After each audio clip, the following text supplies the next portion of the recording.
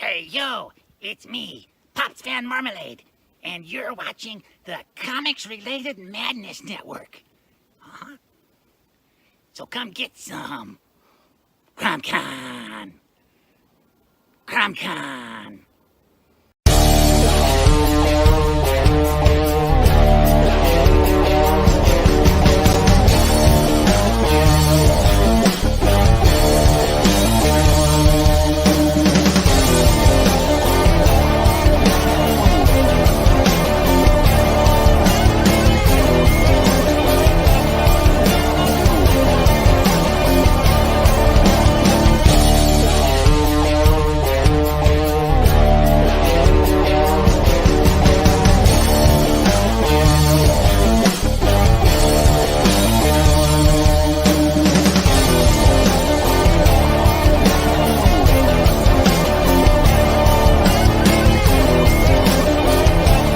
Madness Entertainment Group presents the Madness Comic Network with original programming and additional comic-related content. Hey, we want to shout out to our sponsors, Daytona Beach Comic Con. If you are a fan of comic books, if you're a fan of comic book conventions, and if you like meeting comic book creators and getting comics and comic-related stuff, then you need to make your plans to attend Daytona Beach Comic Con. This year's show is September 7th and 8th. Silverline will be there, so you should make your plans to be there too. We'll see you there. If you like comics and find yourself in the Orlando, Florida area, doesn't everyone come to Orlando at some point in time to see the House of Mouse? But when you're here, you need to make it a point to visit Coliseum of Comics, especially the one on East Colonial Drive. They carry Silverline comics, even a limited edition Coliseum of Comics version of our comics. So, when you go, be sure to ask for Silverline Comics and tell them we sent you. OCD stands for Orlando Collector Deviants. OCD, Steve and Trish, they're a family of geeks who promote geek things, particularly those around the Orlando, Florida area. They're big supporters of Silverline, and we think you should be supporters of theirs too. Go give them some love. If you are an independent comic book maker and you need to get your independent comics made, you need to look no further than Kablam Digital Printing. They print our books, and they do a bang-up job. They're not only trusted by Silverline, but many, many independent comic book makers. Head on over to kablam.com and see for yourself just how easy it is to have your comic printed by them. And tell them Silverline sent you.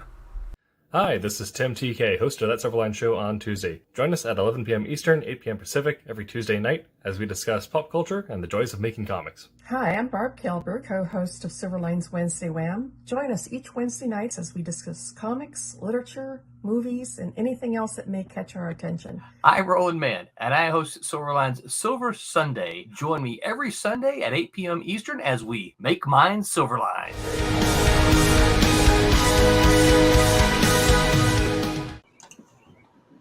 We're live. Hello. Oh, hello, everyone. It looks like Dean might be frozen. Oh, it looks like he's frozen, yeah. Yeah, he's been doing the Max Headroom thing all night. And he's quiet. Dean. Oh, I guess I'll start. Hello, everybody. This is Silverline. And tonight's special guest is Mike Barron, a legendary writer. Oh, you're back. And he's gone. He's going to go out. Okay. Yeah, Dean's going to reboot because that usually fixes things for him. Yeah, and that's usually what happens. Mike is somebody that I have known for well over 30 years. We've worked together many times. And we actually tried to do our own book at one time called Rue. Never got off the ground, but I still have all the materials and all the scripts and stuff. Well, I'd like to rewrite the whole thing. That'd be great. Why not? Hi, everybody. I had a little technical difficulties there at the beginning of the show, but I'm back, and I'm Dean Zachary. I'm supposed to be hosting tonight, and now I am. So I want to reintroduce the cast here, and we'll get back to the legend Mike Barron, who, of course, needs no real introduction. We have with us tonight the skeleton crew, the core of Wednesday Wham. We have Barb Kailberg, the Empress of the Inks. We have Rob Davis, the paragon of pencils, and Aaron, the master skeptic, Humphreys. Yes, he is The indeed. master skeptic. He is, my friend. He is. And that's why we love him. And of course, the legendary, the man who almost needs no introduction, Mike Barron. I like to call him Mike Nexus Barron or Mike Larry Barron. Ladies and gentlemen, thank you, Mike, for joining us Round of tonight. applause. My pleasure. Oh, yeah. And we appreciate your time tonight.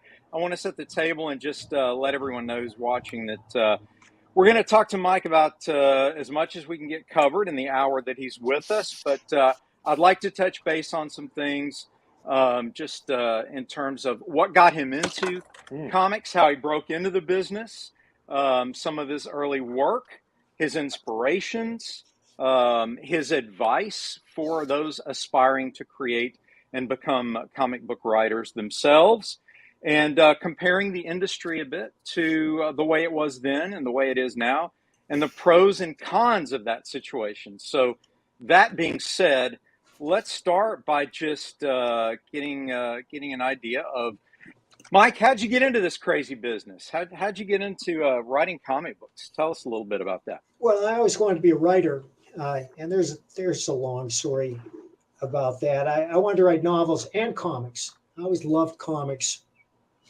My first job out of college was smoking marijuana for the government. I answered Nice. an ad in the back page of the Boston Phoenix looking for volunteers to participate in a study offered by the National Institute of Mental Health in Harvard. And we lived on a hospital ward for a month, and we smoked government-grown marijuana every day, and we took a battery of tests. It was just like college. And when I got out, I wrote that up and I sold that article to the Boston Phoenix, and soon they hired me as an editor. And I spent 7 years in Boston working as a journalist. I'm not a hard journalist. I wasn't on the trail of government corruption.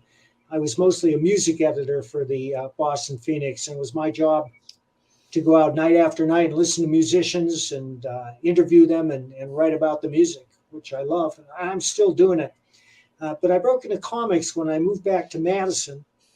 I was working at a health insurance company in 1981 when I got a phone call from an editor who said, there's some guy down here trying to sell us his art. And I know you like comics, so you should probably give a look. He gave me the number. It was Steve Rude. I phoned him up. I said, dude, let's meet. And we met on the steps of the student union. And he opened his portfolio right there on the steps. And I looked at it and I thought, whoa. And I said, what do you want to do? He said, well, I want to do comics, but I can't write. I said, well, I want to do comics, but I can't draw. And we were very lucky. We were in the right place at the right time because Capital City Distribution, the second largest comic book distributor in the world at the time, decided to publish their own line. So I knew they wanted a superhero. So I went home and I brainstormed Nexus. And my first thought was, what if every time the protagonist showed up, somebody died? That would make it dramatic. And of course, that's not a brilliant insight because life and death is the stuff of drama. And it's why we're inundated with cops and robber shows and lawyer shows and medical shows for over a half a century. But I wanted to make him a sympathetic character. So I created this backstory that he was a reluctant executioner of mass murderers driven by an insane alien to act out his dreams, because at night he would dream of these mass murderers. And when he woke, enervated, exhausted, and frazzled, he knew that he had to take that guy out of the universe or the dreams would recur until they drove him mad.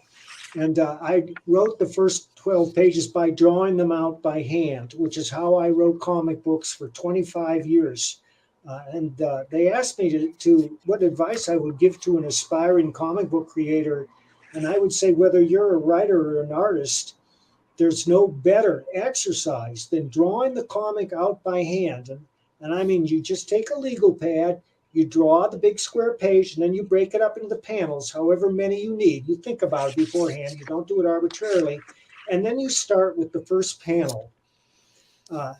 And remember that the number one job is to entertain. And you entertain by grabbing the reader's interest, by making him care. And the reason I recommend this is because it taught me so many things. It taught me how much weight a page could bear. And by that, I mean, how many pictures, how many words, what were you comfortable with? It also taught me rhythm and dynamics, the importance of blowing a page up or shrinking it down. By that, I mean devoting a page to a single or two big, powerful issues, or dividing it up into 6, 7, 8, or 9 smaller panels, usually when people are talking. But when people are talking, the talk itself has to be interesting. It can't just be boring exposition. You always ask yourself, well, if this were a movie, how would they do it in the best possible case? And when you do that, you should think of the master movie makers like Martin Scorsese or Francis Ford Coppola.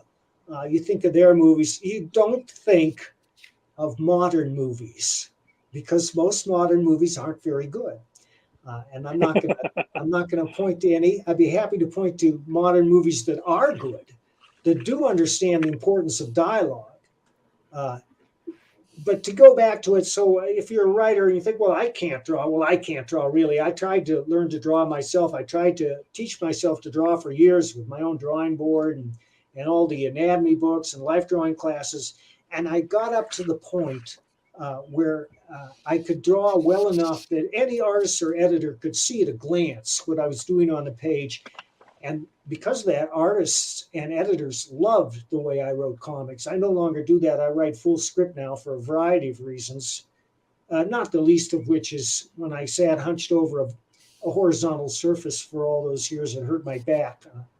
And I don't need to do that anymore. So I write full script now, but I recommend that.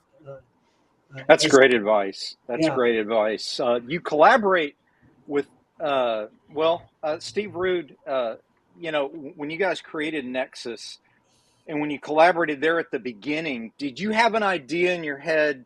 Like, to me, that's such a singular and memorable costume. Did you have that in your mind? Yes, I did. I wanted him to have the lightning bolt down his chest and to have the ruby goggles, like Cyclops of the X-Men. Those were my additions, and Dude did the rest. Okay. Because it's very sleek, very memorable, and it just speaks to the tone and the sci-fi fantasy of it. I'm going to take a moment here to comment on some of the viewers here. Stephen Brown, Art says, hey, everyone. Hey, Mike Barron. Haas Van Zant says, show the shoes, Mike, and then laughs. Pops, the shoes are in the other room. I can't go get them now, but next time I'll bring them out. Next time. Stephen says, I have one of the Nexus books. I have lots of the Nexus books, Stephen, and they're all awesome. Needless to say, Nexus put you on the map. And then from there, that, of course, was an independent title. And then you segued into what we would call now the mainstream in terms of the big two. How did that all happen? Well, Carl Potts called me up out of the blue because he'd been reading Badger. And because of that, he asked me to write Punisher, which I wrote for 5 years. And Mike Gold was my editor at first. After Capitol gave up the Ghost, they realized they didn't know what they were doing, and we'd signed our rights away. So they sold the rights to First Comics. And the only reason that Steve and I own the copyright and trademark to Nexus today is because Mike Richardson returned them to us in an unprecedented act of generosity. I do not own the Badger, but First Comics is willing to work with me if I want to do new Badger material, which I do. I'm just so jammed up at the moment that I haven't had an opportunity, although I started a script. I'm always working on at least a half dozen projects at once. I understand. And you got to hustle when you're freelancing and doing what creators do for a living. You're fortunate enough to do it full time, but it's always a kind of hustle in a way in terms of, produce. Tell me a little bit about when you're working with Potts on Punisher. Was he a heavy-handed editor, or was he like, go, Mike, go? I mean, was it a creative open field, so to speak? Carl said, I only ask that the stories make sense, that they proceed from A, B to C to D in a logical manner. I approached The Punisher as a straight crime comic. And for the first 3 years, there were no superheroes, robots, science fiction, or time travel.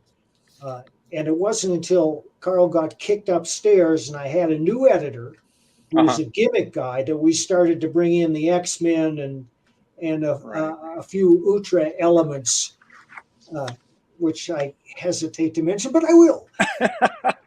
Black Punisher.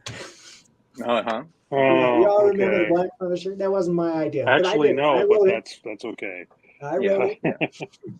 Well, what about so then you're doing that for Marvel, and then you start doing work for DC. Is that how it happened? It's just Mike like you Gold moved from First Comics to DC, and it was Mike who brought me in to write the Flash initially, and I was very happy about that. And I had a long history with DC. I wrote many characters for them, including Dead Man. I wrote a few Batmans, Hawk and Dove. Yes, which I think worked. somebody there knows Hawk and Dove. Yeah, I had a great Dean time. was the artist on those books. Yep, had a great time with that. You had a great take on that. It was much more grounded. It was less spandex and more realism. It was, if I may, the Chris Nolan version of Hawk and Dove. I'd love to take another crack at it. It would be fun, wouldn't it? Wouldn't it? Yeah. So, what about Barb? Tell me now. You've worked with Mike some. Talk about you guys working together on some projects. We first worked together on Badger, and I don't think I ever asked you how you ever came up with Badger. I mean, Badger is a local hero here in Wisconsin.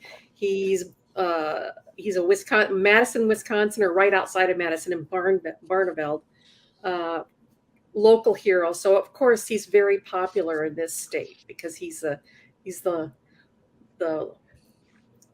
hometown boy. Hometown boy. Hometown crazy. Superhero. Yeah, the cheese drove him crazy. Yeah. Well, that's what was so entertaining about Badger was, for me, was Mike's dark humor, which if anyone's read Mike's stuff, has a penchant for dark humor, but also the unpredictability of what Mike writes is so refreshing. You just almost cannot, I can't predict what he's going to do next. And there's a compelling nature to that. And not only on top of that, but Badger has multiple personalities. So you never knew if you were going to get the architect or the gay guy or Badger Norbert or, Dark humor is like food. Not everybody gets it. Exactly. I just absolutely love it. Yeah.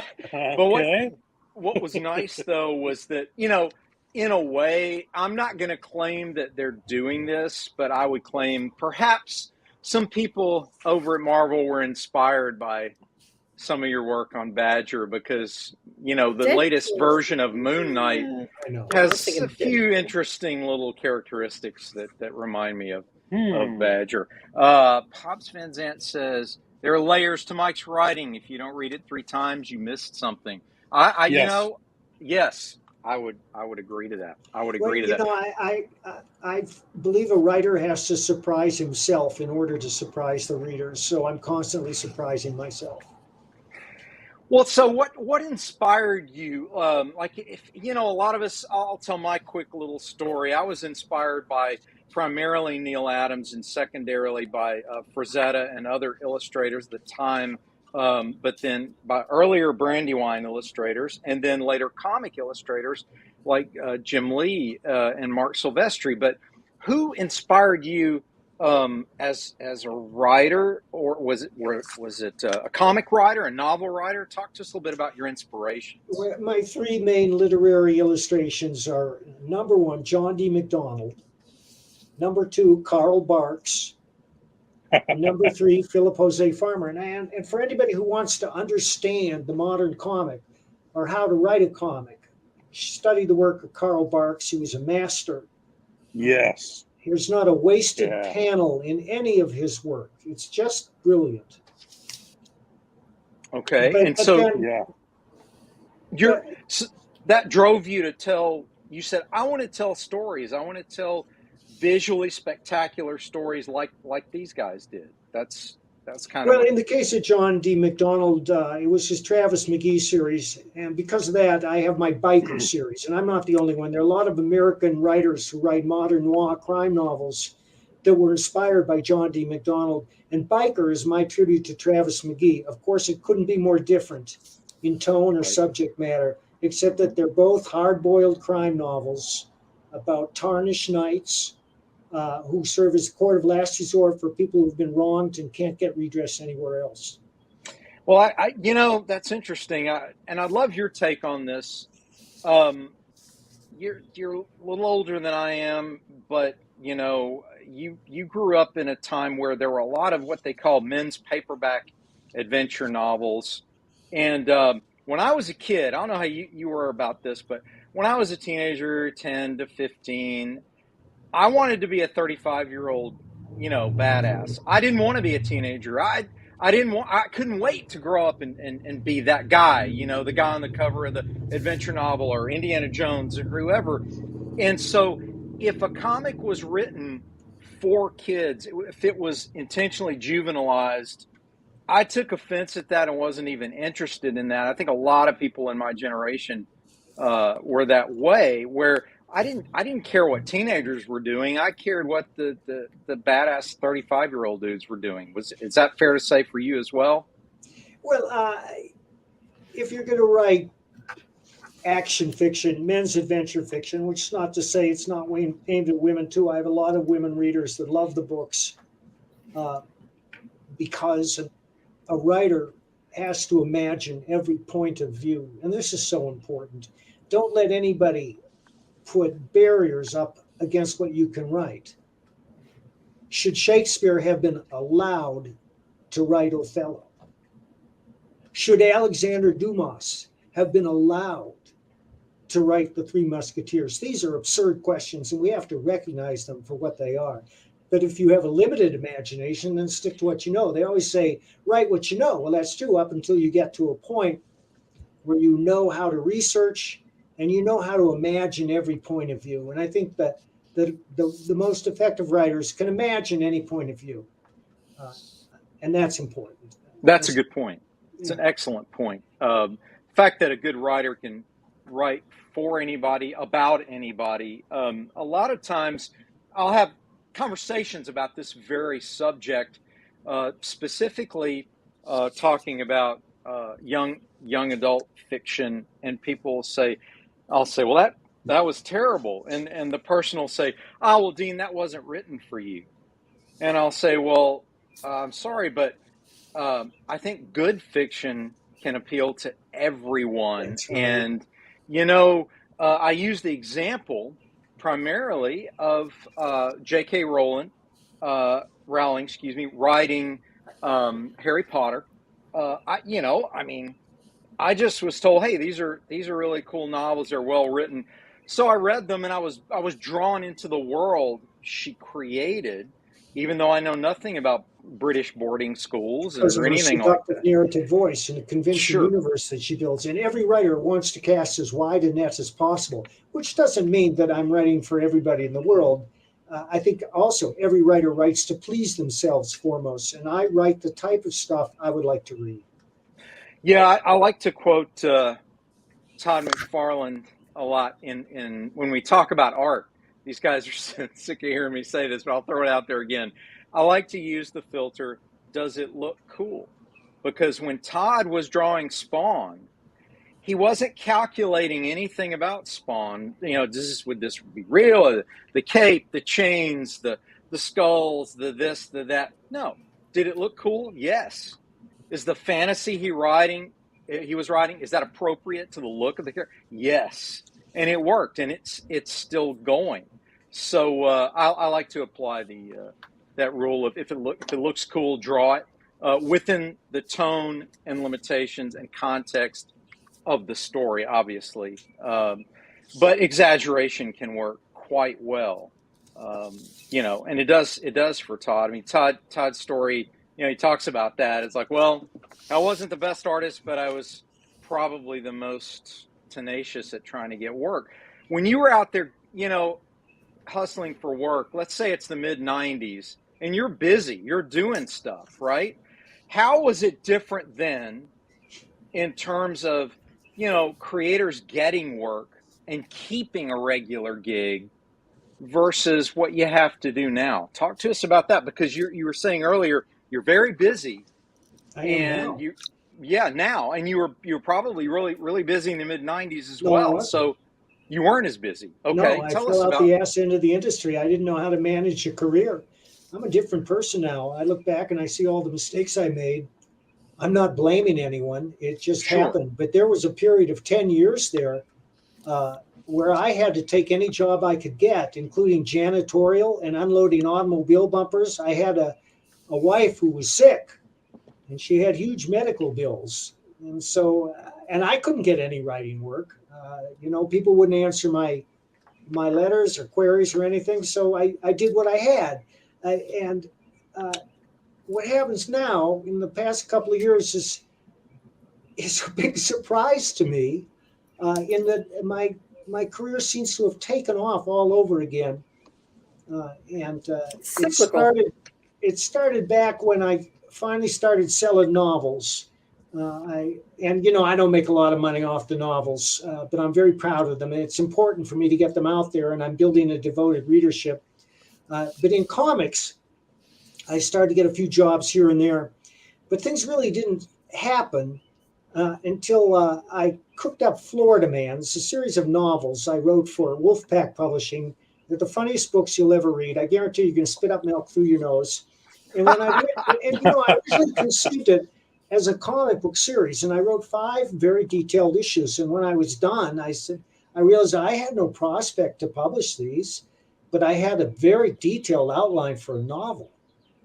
So I wrote the novel, and I sent it to Wolfpack, and they snapped it up. And there are 3 of them out now. And then I decided to go back to comics and try to turn it into a comic. And I don't know how it happened, but I hooked up with Chris Brawley, who's the guy behind Bleeding Fool.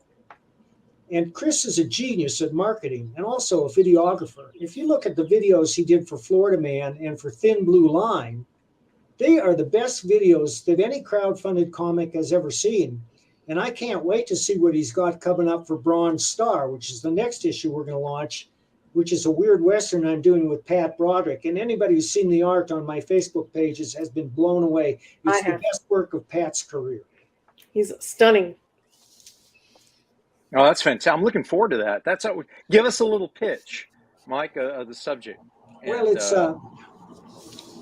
Harley Thronson used to ride with Quantrill during the Civil War. And after the war, he became a hunter for the army, supplying meat. But then he gets in a poker game, and this hothead pulls out on him, and he kills the guy. And it turns out he's the son of a very wealthy landowner who gets up a posse, and they start chasing Harley. They chase him into Canada. And he ends up in a little tiny town at the foot of the Rocky Mountains called Cobb's Gap, which used to have a gold mine that's all played out. Nobody goes in the mine, and nobody wants to talk about why nobody goes in the mine. But the town is very peaceful. And the reason the town is peaceful is because the sheriff is a werewolf. But that's not... That one came out of left field. That's Wow, not the main thing about the story. That's not the real weird part about the story. Well, that's not the weird part. No, that's not even the weird part. That's awesome. I love that. Incidentally, today is the first day of Police Week, National Police Appreciation Week. Okay. And we're doing a final push on Thin Blue Line. If you're interested in it, it's at thinbluelinecomics.com. It's going to blow your mind. Just go there and look at the pages. My artist is a full-time police officer. I've known him for many years, since before he was a police officer. And Jeff Slemons, who inked it, is a genius in his own right.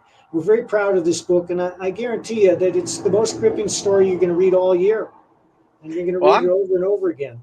I ordered it, and I can't wait to get it. Tell us a little bit about what happened when that book was announced. You got some press, man. You got some TV coverage. We were very lucky. We were embraced by a number of conservative sources, and then one day I got a call from Fox News. And they said, we'd like you to appear on Fox and Friends tomorrow morning and talk about your pro-police graphic novel, because being pro-police was so freakish in today's atmosphere, which is bass backwards and upside down. I don't have to tell you why. We all know why.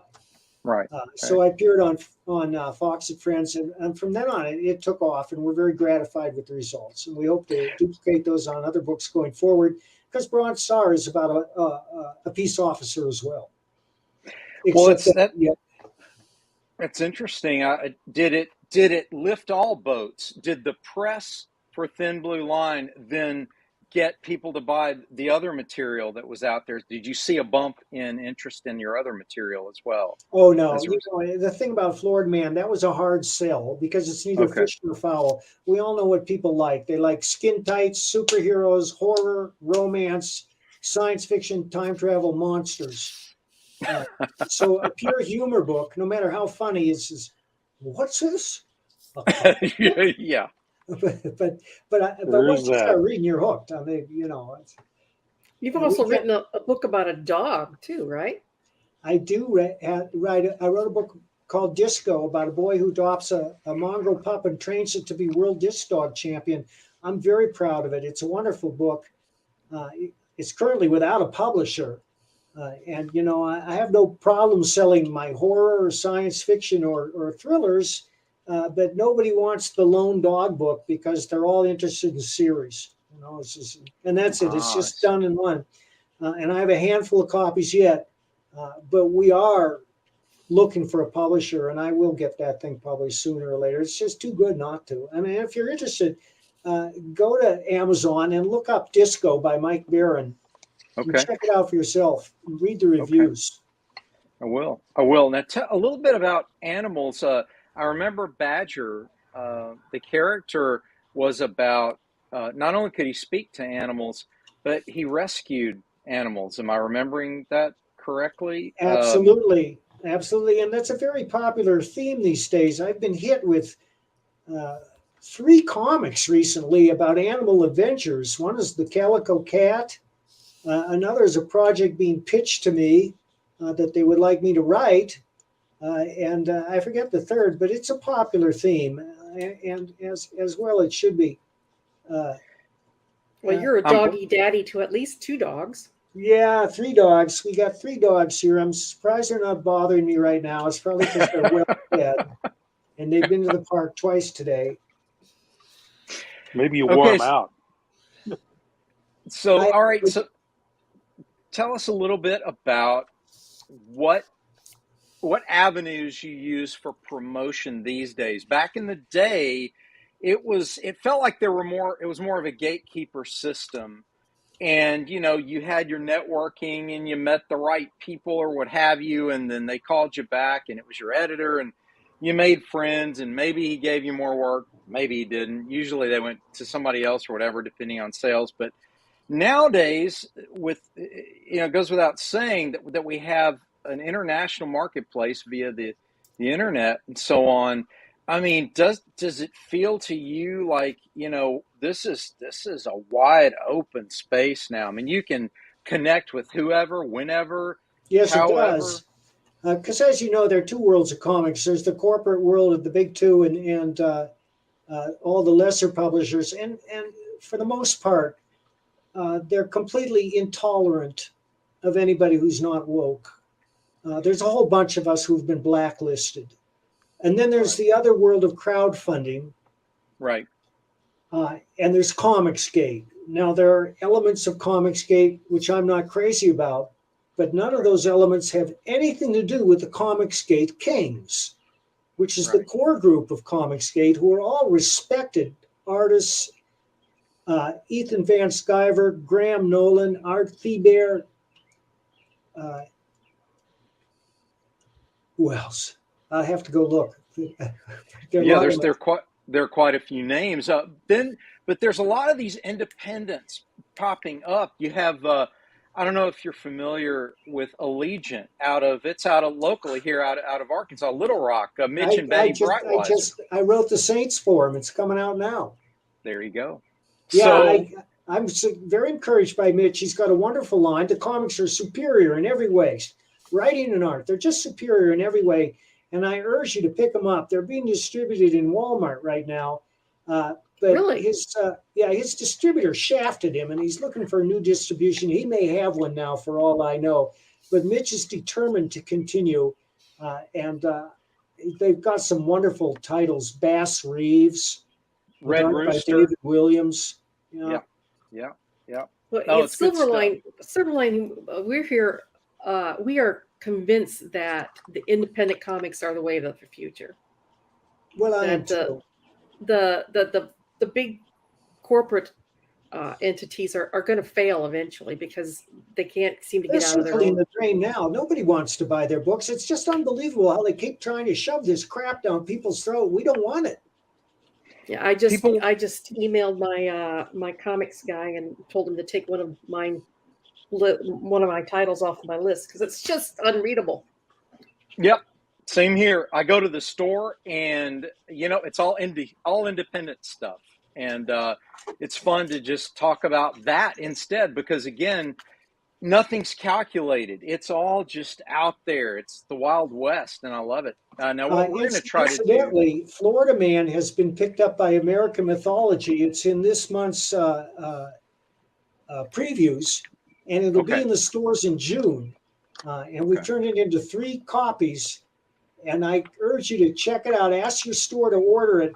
I guarantee you're going to laugh. I guarantee you will spit up milk through your nose, even if you don't drink milk.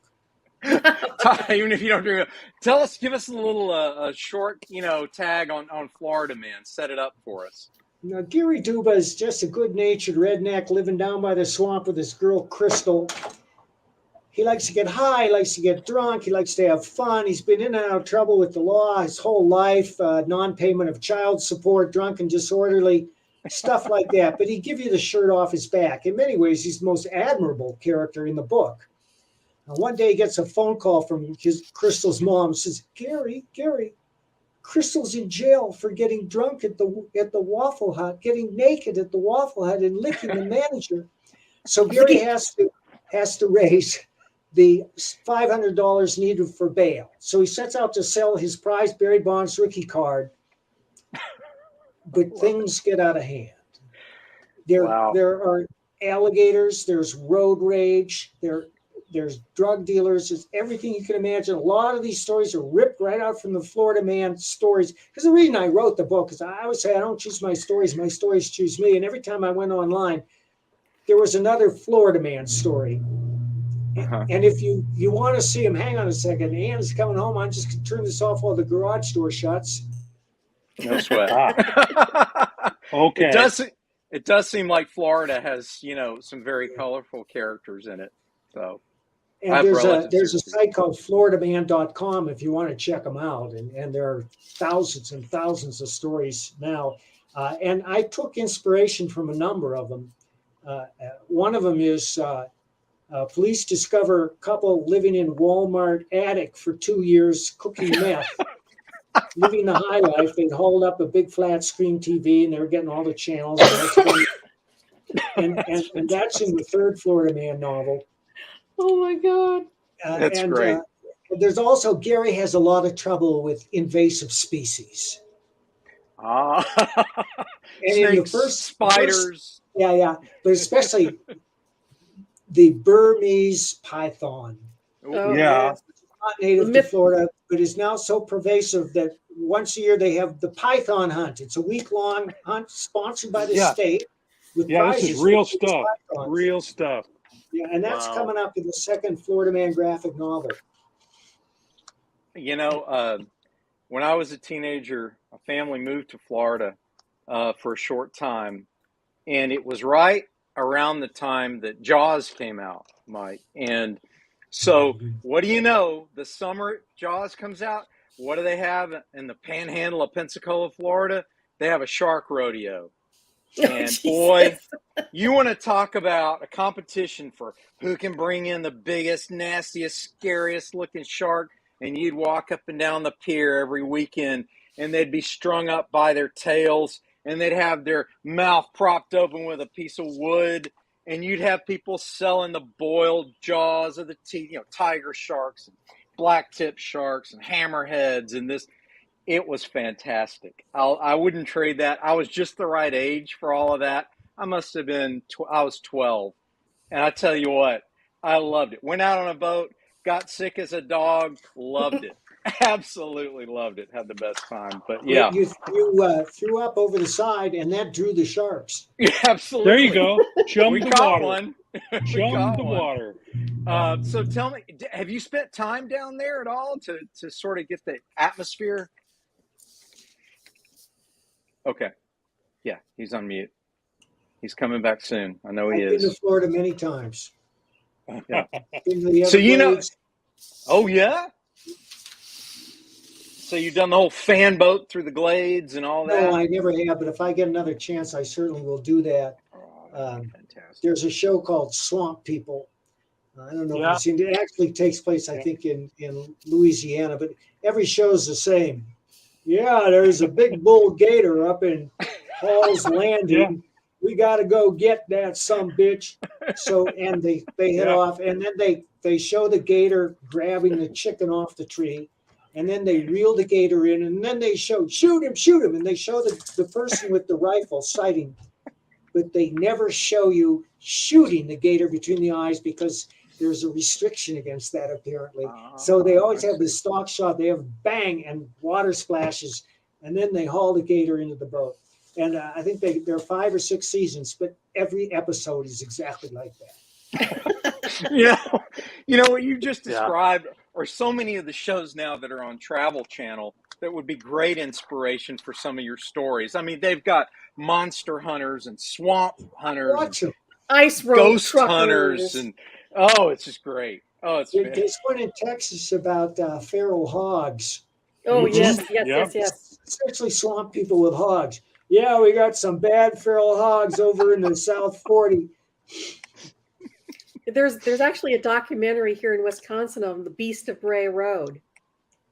Do you remember that? I watched that. I watched that special. Tell us about that. Have you been on that road? Mike, have you been on that road? Never heard No, of it. but I want to go find it now. It's not that. It's over in Lake Delvin. Oh. You're going to have to look it up now, Mike, because old Wisconsinite. You're gonna have to email me the name of that dock so I can. Yeah, it's fantastic. I mean, it's some mysterious red-eyed creature running around here in Wisconsin. Everybody It's a lot scarier than Mothman. This thing is like the way they describe it is like a werewolf. Yeah, and kind of like, yeah. Yeah, the multiple reports of it are pretty consistent. You're like, okay, all right. Sitting around a campfire, you see red eyes. And looking at Let's not forget the hodag. There you go. Or the Wendigo. Tell us about the hodag. The hodag is a mythical Wisconsin monster that's got horns and big jaws, and the legs on its left side of its body are longer than the legs on the right side because they call it a side hill hodag, so it can run around the hill and stay left. Yeah, it's probably like in the Ozarks. Yes, yeah. We got something like that in the Ozarks too, because of the Ozark Hills. So you can go. Yeah, that is cool. I love local legends. And of course, it's a character in the Badger. Yes. That's where I've. Yeah. Okay. Yeah. Huh. So that brings me to this question. Tell me a little bit about the horror material I don't know if you're writing any of that now, but tell me a little bit about horror that you've written and who inspired you. Were you more inspired by Stephen King or by Lovecraft or? Well, I love those guys. But when I set out to write my own material, I really had to rely entirely on my own sense of what was scary. And I've been trying to write novels for 30 years without much luck. And then I had that period I described where I couldn't get any work and I didn't really write for 10 years. And finally, I came around to it again. And the first horror novel I wrote was called Helmet Head. It's one of the very few books that you can describe with 3 words: Nazi biker zombies. Okay. All right. Then came Banshees, which is the biggest book I've ever written, about a satanic rock band that comes back from the dead. And I was writing that, and one day, and I suddenly realized I have it. I can see the story. I know what I'm doing. And I'm very proud of that. And of course, these are all available on Amazon. Amazon. In fact, Wordfire Press is my publisher for these books. That's Kevin J. Anderson's Right, yeah. publishing arm. And Kevin, of course, is famous for writing the Dune novels, plus many other brilliant works. But the other two, Wars, Star Trek, yeah, a lot of them. Scorpio is about a ghost who only appears under a blazing sun, and it'll scare the shit out of you. And Domain is the ultimate haunted house story. Likewise, I'm very proud of those because I know they are scary books. Once you pick them up, you won't be able to put them down. Tell me a little bit about Domain. Now, I haven't read a good spooky haunted house story in a long, long time. I love them. Hi. Hi, Is my wife Ann? I'm on Facebook usually. Yes. I know. I'll go away now. She has to see me on Facebook. No. Domain was inspired by a real house. It's called Sowden House. It was designed by Lloyd Wright. Who's Frank Lloyd Wright's son. And I urge you to Google it and go look at it. Sowden House. It's in Los Angeles. Sowden House. What's the legend behind it? Yeah, what's the story? Well, it was designed for an eccentric movie producer, and I use that in the book, but there's a book called Black Dahlia Avenger by a man who was a Los Angeles police detective for 30 years. And he believed that his father was the Black Dahlia killer. And he grew up in the Sowden House, and he believes the murder took place in the Sowden House. I read that book. And that was part of the inspiration for the novel, but a lot of it just came out of my own head and my own experience and my own fears. And if you read it, you'll see what I mean. I mean, it has nothing to do with the Black Dahlia, but it has everything to do with that house. So when you were a kid, I assume, like most of us, you and your friends dared each other to see how far you could go into the local haunted house and who was going to chicken out first and who was going to make it inside and all of that, right? No, not in South Dakota. We didn't have any haunted houses. We would dare each other to jump off the roof of a houseboat into the lake. That's what... Well, yeah. Well, when I was growing up, it was more how far could you jump off the ramp on your bicycle, right? Like Evel Knievel. So yeah. we were doing a lot of stupid stuff like that. But we also had, the local haunted house, and you'd have to see how far you could go in. And I remember one I went into, and I got into the front room, and all of a sudden my eyes adjusted to the light, and I look over on a shelf, and no lie, there's a crystal ball on the shelf. And, when your imagination's going crazy, I thought I saw something forming in that crystal ball, buddy. I was out of there, What'd you see? What'd you see? Not sure. There's a crystal ball in there. There's a crystal ball. So, the stories grew out of that. But probably your own reflection. My own reflection, yeah. Yeah, but as a kid, that's how it is. Yeah. Here in Madison, it's the psychiatric hospital. That's the big haunted place here. Has Mendota. that been covered? Has that been covered on any of the Ghost Adventures or the Ghost Adventures? I have that issue. Agent Cub says I have that issue of Badger. I'm guessing we're talking about the Hodag issue. Yeah, I would imagine. Hodag was in several issues, but Badger was in the Mendota State Mental Health Facility, except we called it Nakoma, because there's Lake Nakoma is the other town adjacent to Madison. And in fact, there's a couple of horror issues of Badger, which has to do with the ghost of Bascom Hall, who's this creature that lived in the tunnels underneath. Mm-hmm. And the tunnels are real. I was in the tunnels. They're very creepy. Oh, yes. Did you experience anything down there other than just... No. Okay. No, but yeah, the tunnels are real. So yeah, all the local kids here know about the tunnels. Yeah, and I was inspired by a novel by Peter Abraham called Hard Rain. If you want to just read a terrific thriller that'll blow your mind, Hard Rain by Peter Abraham. Okay. So where are we going in the future in terms of your create? You're just going to keep writing novels and comics, I hope. Yeah. Both, right? Yeah. No, actually, where's that badge? This is a recreation. Where is it? This is something that Jeff did as a commission. It's a recreation of the very first Badger cover. And of course, that's the castle that they lived in Barneville. Before or after the tornado?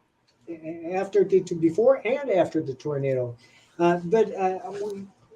We're rolling out, crowdfunding is my future. And as I mentioned, Bronze Star is up next. And after that comes Private American. And you know, Barb, I sent you the cover to both these books. Mm-hmm. I sent them to Dean. Dean, I don't know if you can bring up that cover to Private American, but it's terrific. And what is Private American? It's everything Captain America should be, but isn't. And when we Private American. Okay. Private American. When we first meet him, he's down on the southern border intercepting fentanyl smugglers, which is what Captain America should be doing if he were written by somebody who knew what they were doing. No, tell us what you really think. All right. Now, has anyone contacted you about these? Seem like such good, either TV series or mini series, or are you looking to maybe parlay this into something? I don't like parlay. that? They have to come to you, but they have come to us, and we're waiting right now. I can say that a producer has taken out an option on Biker. Oh, cool! Fantastic. Absolutely fantastic. Can you throw any of that artwork up that I sent you, Dean? I am requesting Aaron to do that. My iPad Pro has problems interacting. Oh, you want me to? Yeah, if you could, Aaron, I'd appreciate that. I can't My do iPad it. is Would you appreciate it? What can I get out of it? Buy you a beer. I'll give you $5. $5? Okay, I'll give you my address afterwards. Agent Cobb wants to know if I still have the rights to the Badger. I never had the rights to the Badger, Agent Cobb. First Comics owns the Badger, but they're willing to work with me. Okay, which one do you want me to show first? There's three. Private American. Private American. Okay. All right, got it. This is, you guys got to check this out. This is such a cool cover. Yeah, see, only these two guys have the ability to throw that artwork up, so I sent it on. Yeah, I am. Yeah, I don't have any of the access, so. Hold on a minute. All right, give me 2 seconds. Sure. 1001, 1002. Yeah. Wait, show me. Okay, well then we'll just do this. Okay, this is gonna look weird for a second because this always does when we do this. It pops up with a desktop first, doesn't it? It tops up with the infinity thing, which which looks weird but cool. There it is. There Yes. So cool. Nicely done. Yeah, Gabe El-Taib colored that. I'll be seeing Gabe tomorrow. He's an old friend of mine. Who did the pencils and inks? Richard Bonk. Okay. All right. Yeah, and we're having that recolored because Marcos is Cuban. He's not a Black American. He's Cuban. He's an Cuban American. But Gabe didn't know that, so we asked him to lighten it up a little. Right. It looks cool. I mean, it looks more brown than black. Yeah. A lot of action. It's a very action-packed book. Yeah, that one reaches out and grabs at you. That's good. That's a good cover. Yes, it is. Show us the Badger cover that looks kind of spooky and almost Halloween-ish. Oh, Aaron, that's that one? That's the one that I inked over. Oh my God, who did I ink that over? Jim Hall? Was it Brian Pelletier? No, I think it was Jim Hall. Yeah, I think you're right. Yeah. Yeah, wow. That's a great cover. Oh, that's really cool. good. Yeah, I can get up close because my iPad image is pretty small. Yeah, those are my inks. That's cool. And then let's show everyone the Thin Blue Line cover as well. This is a really. I think I saw that on. Yeah, I saw that on the Facebook page. Yeah. And you're saying, Mike, this artist is a law enforcement officer. So this cover is by Sergio Cariello. Okay. But Joe Arnold, who drew the book and drew the original cover, is a full-time police officer. Wow. That's cool. Very, very cool. Yeah, show that Florida Man cover too if you can. Let me see. Is this the? Did you send me that one? I only have these 3. Right. Yeah, I don't have that. At least I'm not seeing that. Yeah, I didn't have that one. I can get you the Florida Man cover. Hang on. Okay. Because this is going to be.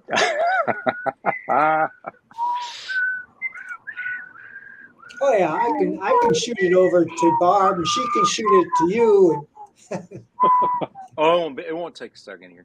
So, all right. So you've been approached. No, it's on. Oh. And what are you going to have creative control over some of this stuff? Are you going to demand it? I control this completely. These are my properties. I created them and I own them. Okay, so I'm going to stop sharing until. The way to do it these days. You will get me. I got it to you. Check your messenger. Okay. The Florida Man cover. I see Hopefully you see it. Good. Hopefully, all creators need to learn the fact that, you've got to get a good attorney to negotiate your creative control over stuff, or at least your own demanding it for yourself. Is that right? Is that fair to say? Yes. Okay. There's the Florida. There it is. That is so cool. Oh, isn't that great? That's Todd Mulrooney did that cover. Very nice. Yeah, I've seen that. That's great. I love it. That is fantastic. Guys, go check out Mike Barron's books. Check out his comic books. If I got hooked on Mike's stories with Nexus, but any of them are great. But what I loved about Nexus was the tragic Shakespearean feel of it. Just, I love the fact that this guy, he didn't always want to be the cosmic executioner, but he didn't have a choice. He was forced to do it. And there's a lot of stories where he gives it up and somebody else does it for a while. I mean, it's a great series. Mike, I can't thank you enough for taking the time to be with us tonight. Thank you, I know sir. we're coming up on an hour. We appreciate it. Everybody, let's give Mike a round of applause here. Thank you, Mike. Again, check out Mike's stuff, and appreciate you being here with us tonight. Does anybody else have any questions before we say goodnight to Mike? Anybody here? Aaron or Rob? Any questions for Mike? I think that the man pretty much takes care of promoting himself and answers all the questions before you even ask them. So I know, right? Any questions I had for him, he's already answered. So, already done. Thank you, Mike. You're very good at Ron says hello. If you want a really good example of being confident in your own abilities to promote stuff, Mike is it. Mike is the ultimate promoter of his own work. It's not always thus. Yeah. That's right. No, you've gotten better at it. Yeah. Tenacity, perseverance. Yeah. We all get better or we get a lot worse. Yeah. Yeah, that's true. That's Good night, true. folks. Good night, Mike. Have a good one, Mike. Night, Mike. Thank you. Good to see you. So, guys, really creative individual. Anyone who's done work with Mike on projects, it's incredible what you learn from people that you collaborate with. And what I learned with Mike working on the Hawk and Dove series was I could not predict what he was going to write next and where the story was going to go. And it was that little story I did. I think it was 5-issue mini. You didn't know where he was going with it next, and it just got stranger and Those more are the fun. best writers that you can't, because I've watched enough TV, I've read enough books that a lot of times I can anticipate what's going to happen in the story, especially on episodic TV. Yes. I go, this is what's going to happen next. Yeah, with Mike's stuff, you have no idea. One of my husband's and my favorite sayings when we're watching TV is, well, we saw that coming a mile away. Right. Exactly. Yep. So we were talking earlier today. Barb and I had a little text back and forth, and Rob, you and I did as well. Yeah.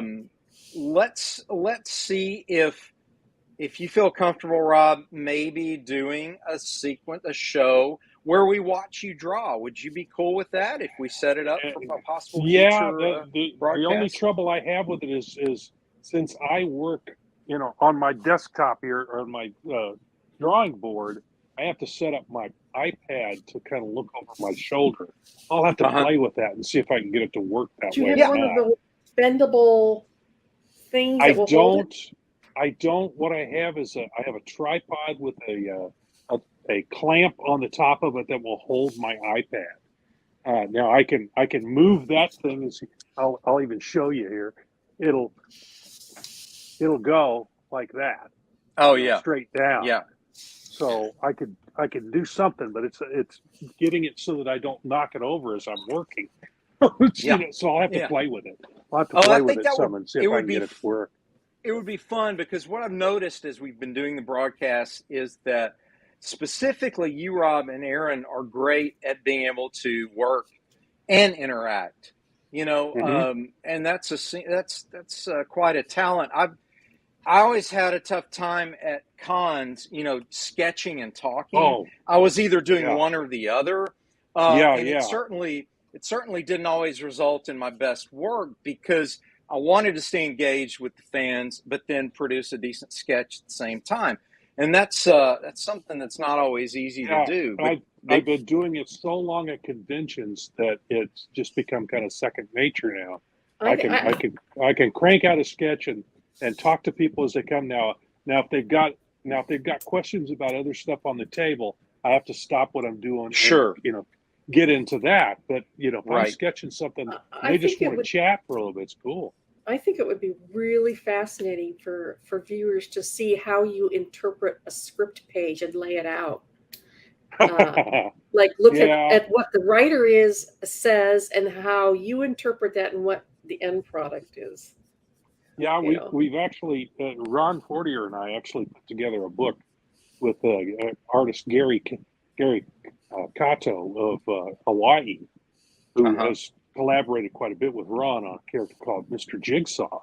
We put together a book called How to Make a Comic, and it outlines all of those things. It shows it has like a 6-page script that Ron has written, and it's typed out, and then the story is encapsulated in Mr. Jigsaw himself is using one of his cohorts to pop in, who's a transporter, and they're popping in. So first he picks up the script from Ron and he pops into Hawaii, where Gary puts together. It shows how he puts together the book, and then they pop into my studio where I show them how I take it and put it in, digitize it, and then put it up at KD or at Kablam and publish it. So that we've done that. So I could probably put something together similar to that, because I've got breakdowns for the Boston Bombers book that I'm working on. I showed it before, so I've got the page breakdowns, and then I can show you. I think I've shown some of that before. I've even got I've got a page here that I finished as well. Well, yeah, I could show you how I do that. I'm sorry. The current page that I'm working on for Divinity actually had 5 panels written, and we ended up with 4 panels in the artistic interpretation of it. So it doesn't always conform exactly to the script.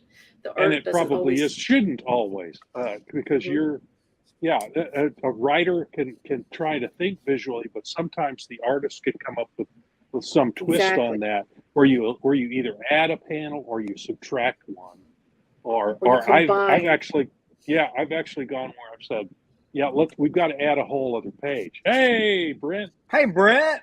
Howdy, gentlemen and lady. Hey, welcome. Yeah, you missed Mike Barron. It was fun. Yeah. It was hilarious. He's always a character, always fun to talk to. But I wanted to say that I read the first issue. I got a little advanced copy because I know a guy. And I read the first issue of Cape Town. Okay. Yeah. Ooh. And rumor has it I'm doing an alternate cover for Cape Town. Oh, no way. Oh, Yeah, way. So I really enjoyed the story. I wanted to congratulate you on that. Kept me turning pages, and I really like what you're setting up there. And you turned some of the superhero conventions on their heads, and it was just fun. It was a fun read, beginning to end. So endorsement of our colleague's book here. It's just really good. I'm not sure. Do you know the schedule when it's due to come out? I Brent, think has Roland Roland told was you? talking July, I think. Okay. Must I heard. Was it lettered or? No. I just had the inks and the script. Oh, okay. So I used those to sort of put it together and come up with a cover, and I'll have to send it to you once it gets presentable. But it's gonna be fun. You got some cool leading characters there, and that's all I'm gonna say. They're very cool, very nice. So good work. Good work. So we were talking right before we came on also about doing some process broadcasts here in upcoming episodes. And what I was talking to Rob about is he has the skill, like Aaron does, of being able to work and talk, and sort of guide people as he's working. Sometimes it's hard to do. It's certainly hard to do at a con. But what I'd love to do is show an artist and an inker breaking down a piece live and talk about what they're doing while they're doing it. And so I was talking to Rob about doing that. I was talking to Barb, with this new technology too. It'd be cool for people who maybe they're iffy on, should I buy, an iPad, or should I buy a Cintiq, or should I spend that money and all that, to see it happening, to see you ink with that and the adjustments you can make to do these incredible parallel hatchings, for example, that I can't do freehand anymore, and you were saying too, it adjusts the jitter on your hand. Yeah, I mean, I hate to say this, but I am of a certain age where my hand isn't quite as steady as it used to be. I get a little pain in my hands, and I have to wear a compression glove. It's called essential tremor. It's very, very common, and it's not very bad, especially after a glass of wine. Gee. But there you go. Yeah. If that works for you, go for it. I do take medication. Wow. I do take medication for it, but it's very, very slight. But when I'm nervous, it really kicks up. So I'm hesitant to do it online. But the point is that it is very, very slight. I can tell. Other people might not be able to tell, but I can tell. But if I adjust the smoothing action on my iPad when I'm working on Procreate, it completely disappears. Wow, any that's tremor, excellent. Yes, so the iPad will actually compensate for my age, which is going to extend my career,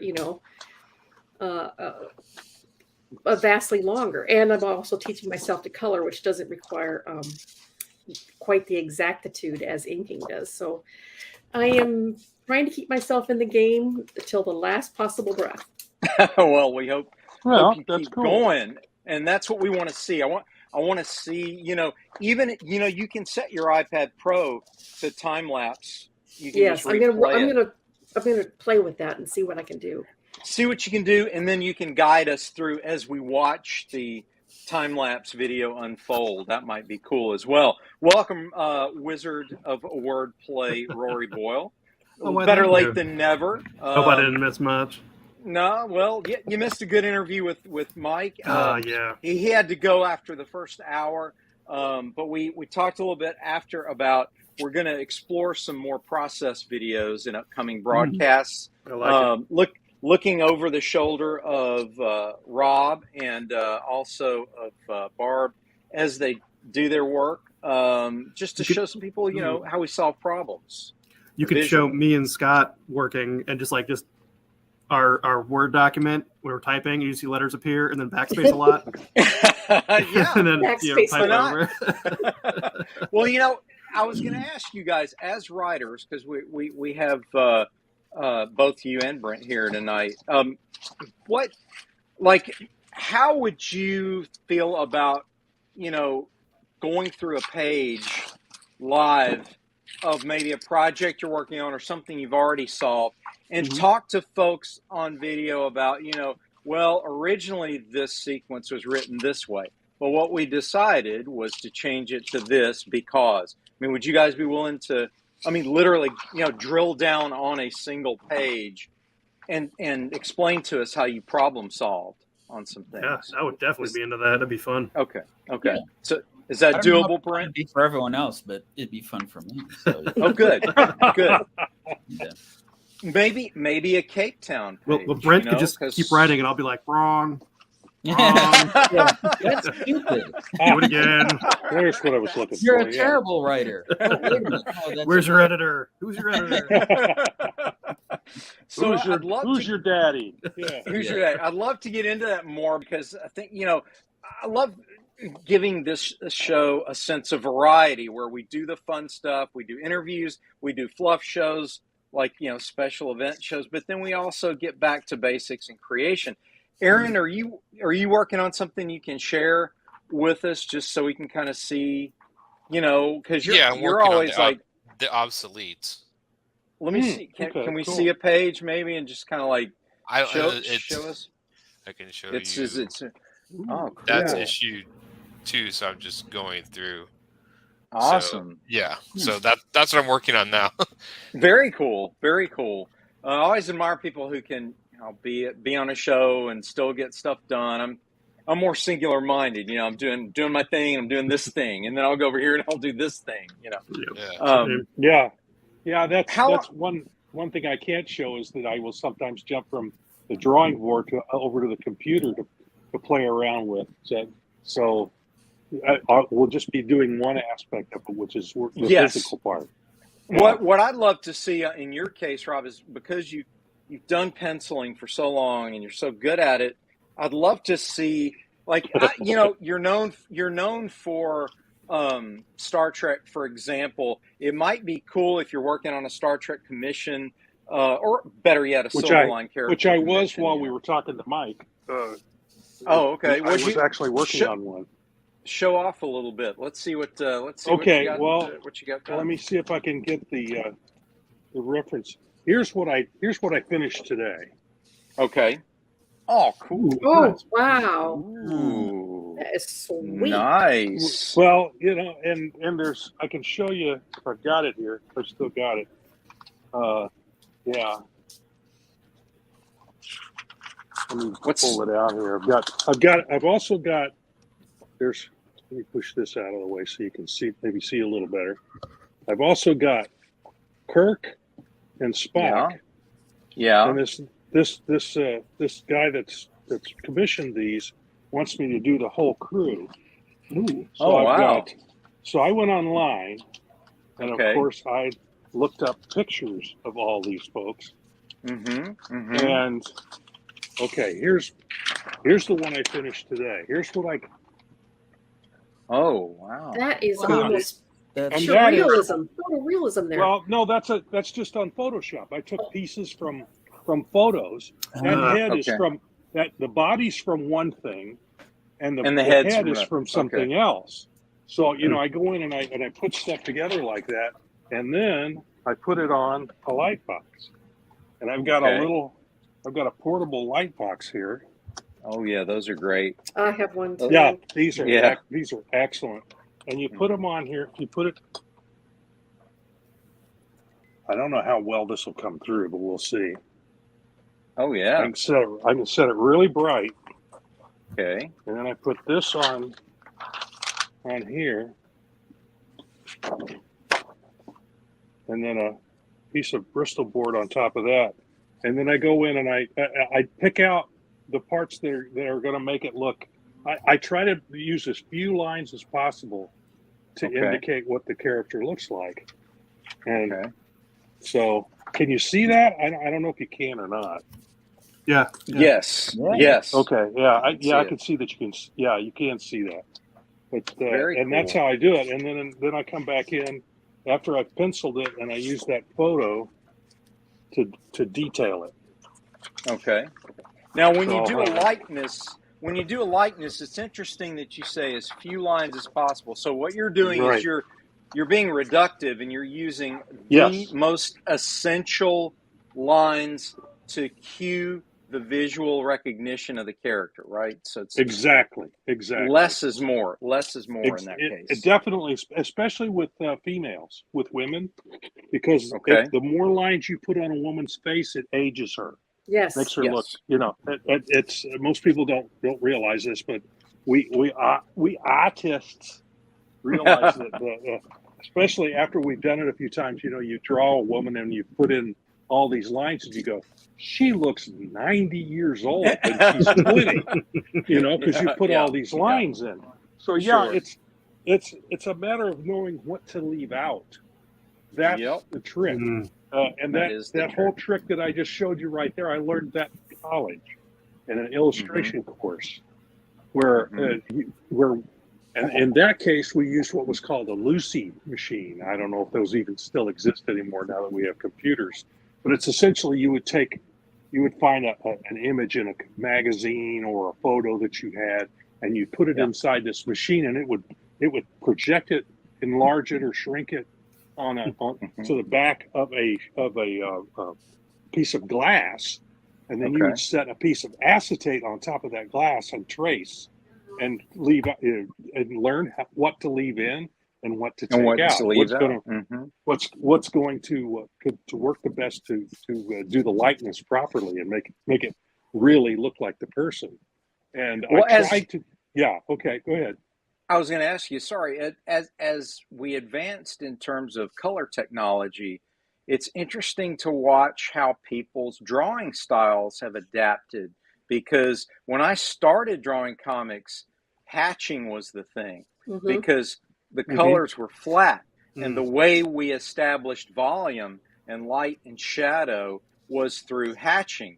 And as coloring became more sophisticated into the 21st century, almost everyone now, not everyone, many artists have evolved to a more, what I call a coloring book style, which is just mostly outline, and they let the colorist carry the weight of making volume through great graduated shadows and gradation. Did you find your work changing? Either of you guys, I mean, Barb or Rob, did you find your work? What's fun is as the inker and the colorer, I pick stuff out ahead of time. It's like, I am going to just leave a bare hint of this, and I'll throw that in the coloring phase. So you know where to put it when you come in with the color. Yeah. Yep, because I do both. So I have a picture in my head what the scene is supposed to look like.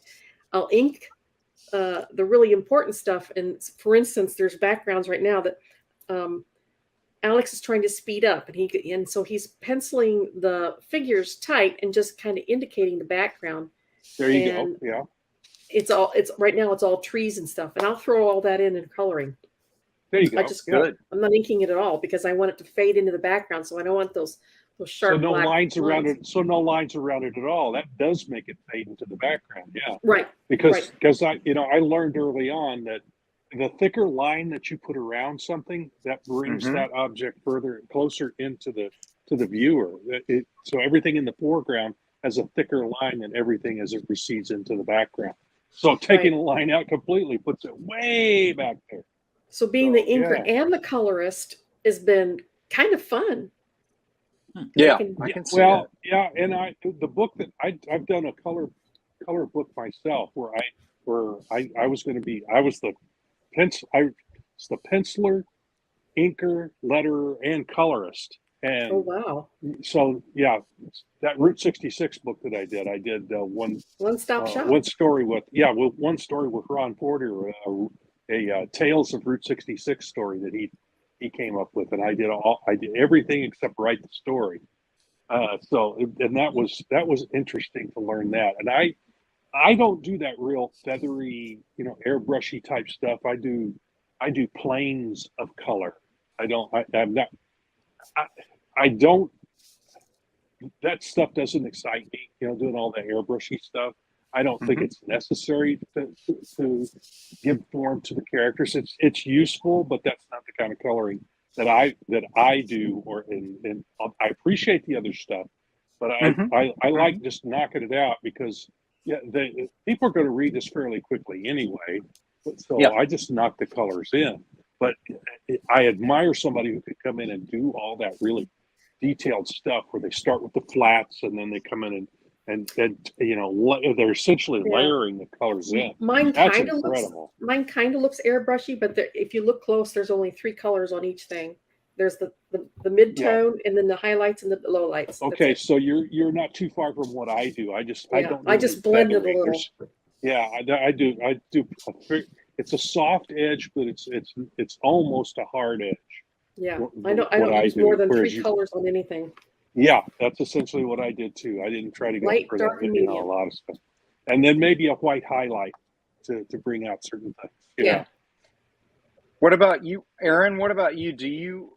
I know, you're doing the pencils and you ink. I know. Do you ever take a stab at color as well? Yeah, my Goblins was colored. That's was right. Me. All that stuff's colored. So yeah, when you do all of that was me. Do you? Cool. Do you do 3 levels like what they're talking about? A mid-tone color, a light color, and a dark color, or do you go more highlights and shadow? Yeah, I do light and shadow, and then I do highlights.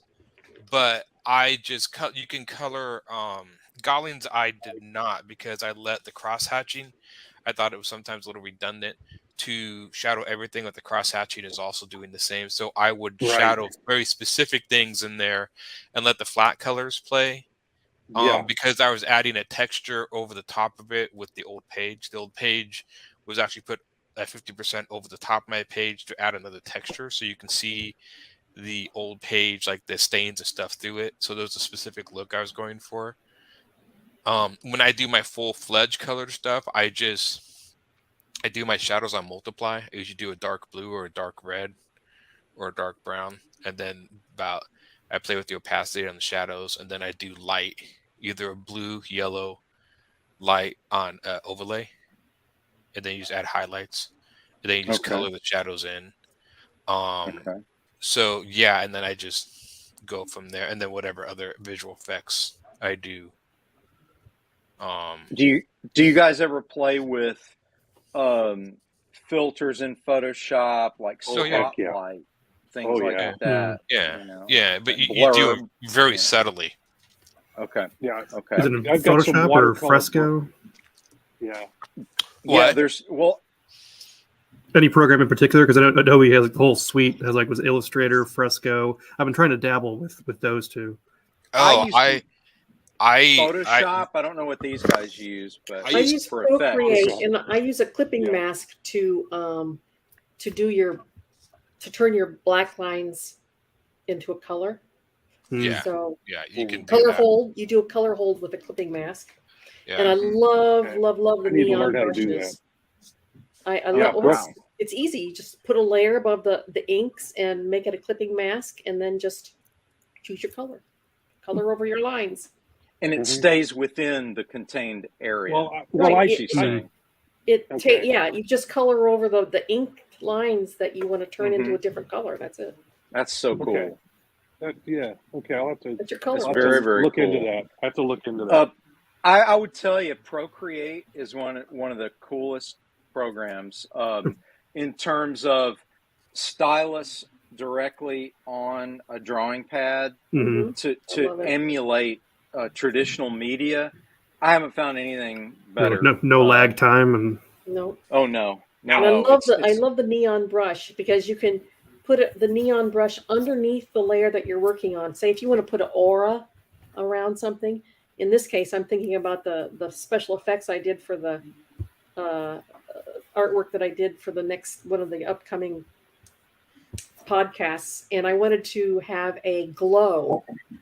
So say you have a figure, and you go on a layer underneath that figure, and you take your neon brush underneath that figure on that layer, and that you can see the glow come out from around him. It's very, very cool. Very cool. I love it. Yeah, I We'll usually see do that. something like that with layers and Mhm. the layers controls, where you can put a drop shadow or a glow, an outer glow or an inner glow.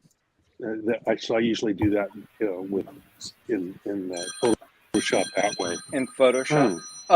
Barb, Yeah. would you be willing to even like in one of our process shows maybe just demonstrate some of Some of this these stuff for special Procreate? effects, yeah. Yeah, like do a clipping mask and do a color hold and do Yeah. all this, and just to show people like this is kind of quick solutions, because sometimes when we describe things they sound more complicated than they really are, but they're really not. It's literally just a couple of steps and boom, you got it. And show don't tell. Go ahead, Aaron. What were you gonna say? This is one of the images I was working on. Okay. Oh, wow, that's great. That's very cool. Beautiful. And that's wow. that's nice. that's the flat colors.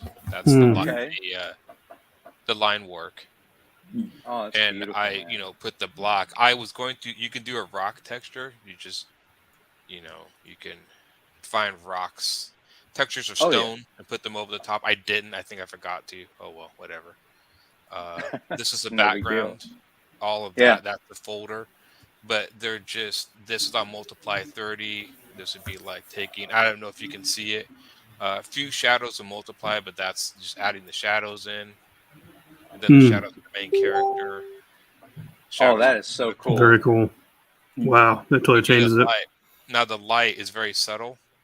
This is on the main character. And the background light, it's purple. And then you just do the tentacle light, which is very subtle. Tentacle light. That's. And then you just do the lamp light. Yeah, the tentacle light.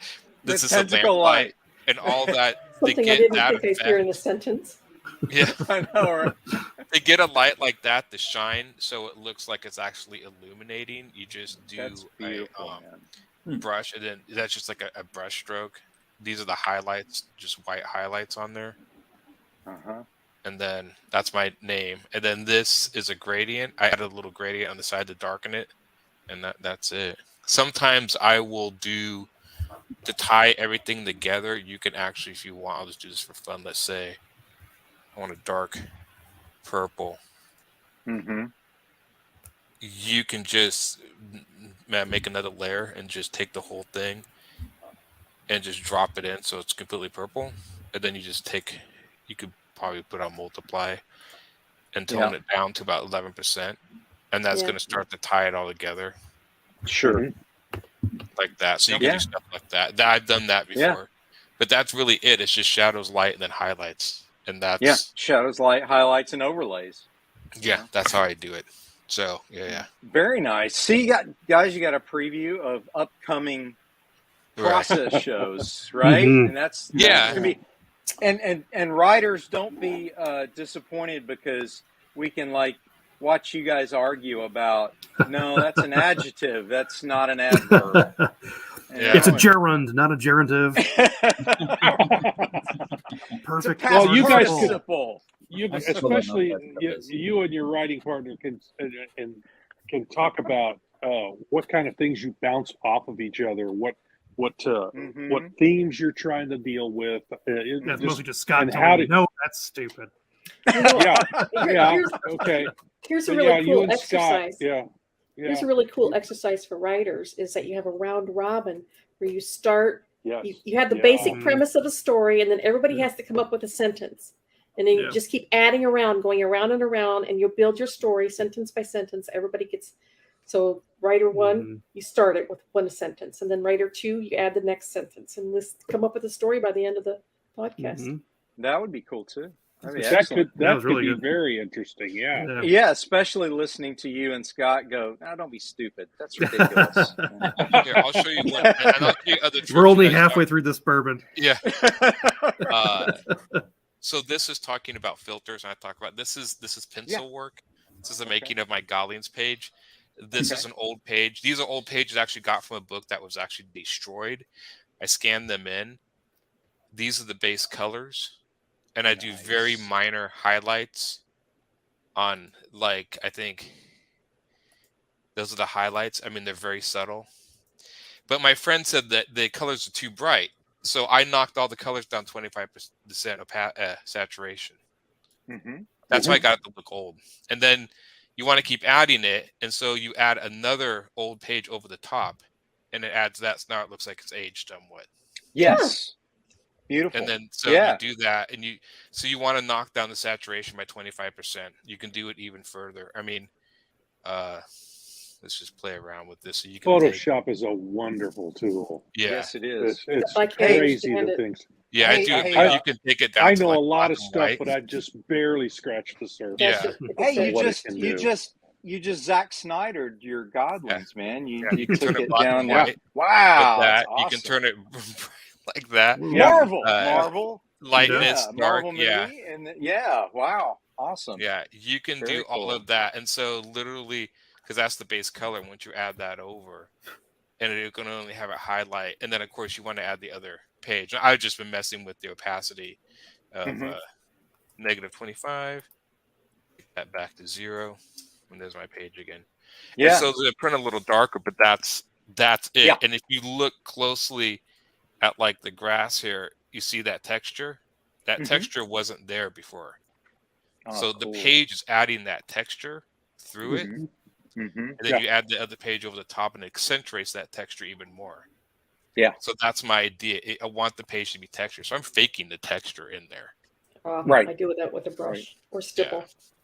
Very nice. So, yeah. Very nice. Good job, Aaron. So. Thank you for doing that. I want to thank everybody for being here tonight, and especially our guests. It was great. Barb, thanks for snagging Mike. That was good. That was a good guest. Interesting. And anybody else that's from back in the day, and I'll do the same. I have a list. Got a Rolodex. Got to flip through the Rolodex. Yeah, I have a list. So we'll do that again, and we have a Kickstarter up, so go check out our Kickstarter. It's doing pretty good. Yeah, absolutely. And last I looked, it was halfway there. Yep. Good deal. So go support the Kickstarter. This is important. We gotta show solidarity for Silverline. But as we close each broadcast, what do we like to say, everybody? We like to say, "Make mine Silverline." Make mine Silverline. Silverline. Hi, I'm Greg Horn. Make mine Silverline.